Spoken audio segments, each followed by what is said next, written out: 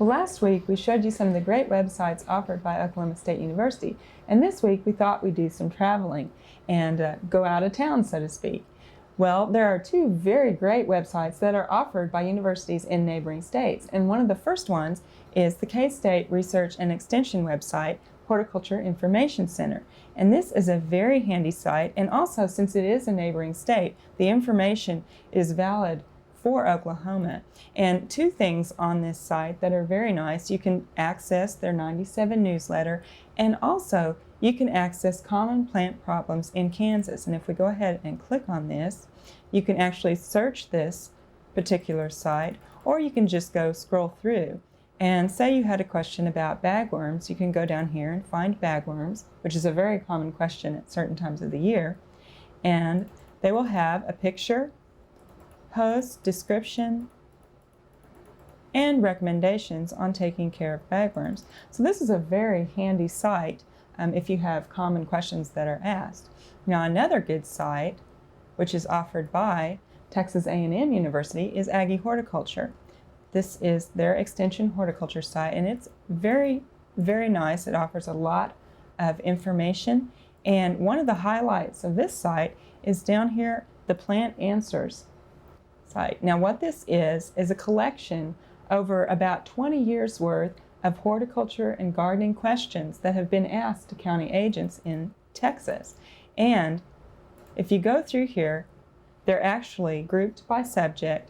So if you had a question on, say, vegetables, you could go here and say, I have a question on asparagus. You look down through here, and they will have both the questions and the answers that have been collected over the years about asparagus. And you can usually scroll down here and find the answer to your particular question. Now, another good website that's offered by a university that's a little further away is one offered by Ohio State University, like we say the other OSU. Well, here, the handy thing on this site, there are two things here. One is the fact sheet database, and one is the plant dictionary. Now, the plant dictionary has a lot of high quality images of plants. So if you're looking for a certain plant, or you know a name of a plant but you don't know what it looks like, you can look that up here. But the really nice thing is this fact sheet database, which is a collection of the fact sheets that are available on the internet from all over the United States and Canada. Now, what this will do, it will search for the particular fact sheet that you are wanting on the particular subject, and you can actually limit this to an area. So what you do is go here and say you wanted to know about asparagus. You would type that in, and then come down here and say you wanted to limit it to the Southwest region, so it would be relevant to our area, and then start your search. And what this will do, it will bring up all of those fact sheets. Now here we've got commercial asparagus by Colorado State, and production of asparagus in New Mexico, and also in Oklahoma. So this way you can actually go ahead and click here and bring up that fact sheet and print it off. And this is very nice because you do have the university fact sheets available to you this way. Now, in addition to websites that are offered by universities, there are also many, many what you would call commercial websites out there. And one of these is the Virtual Garden. And these are usually pretty flashy, and there are a lot of advertisements on them, but it's very good. And you also have an opportunity to go shopping at these websites, and that can be fun too. Now, at the Virtual Garden, one of the nice things here is the Dig the Net, because what this does is it goes through the internet and finds other gardening websites that they think are very good. Now, you can either do your own search by topic, or they have what they say is the pick of the crop of websites. And this will launch you into many other places on the web from here. And this is updated frequently, so they are looking all the time for new gardening websites. Now, another commercial site is Garden Web.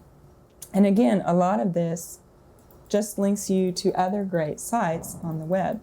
And once you've started this, you'll notice that you'll just be chasing gardening sites all over, and you like to find your favorite garden site and then bookmark it so that you can get back there. Now, in addition to sites from universities and commercial sites, there are also some great plant society sites. And the Oklahoma Horticulture Society just has put up a new webpage. Now this is more informational right now. They have their calendar of events when they're having talks or tours on. You can also join the Oklahoma Horticulture Society, and there are links to other locations. So this is a very good site, and watch for this to develop even more. It's a good place to find information. Now another good Oklahoma site for agriculture information is the Kerr Center site. This is for sustainable agriculture. Now this has a lot of information about the Kerr Center and what they're all about, and also some great agriculture information. And one of the really good things about this site is that you can access their newsletter. Now their newsletter contains a lot of information on sustainable agriculture, which includes things like composting and also soils that can be valuable for gardening. Well, these are just a few of the sites that are available on the internet, and as you'll notice, you can surf and find many, many more. But I just thought we'd give you a sampling of some of the really good ones that we can use here in Oklahoma. We hope you've enjoyed this classic from the Oklahoma Gardening Vault. Remember, even though these tips and techniques are timeless, there's always something new to learn in the world of gardening. By subscribing to both Oklahoma Gardening and OK Gardening Classics, you'll have access to a wealth of gardening knowledge, both classic and contemporary.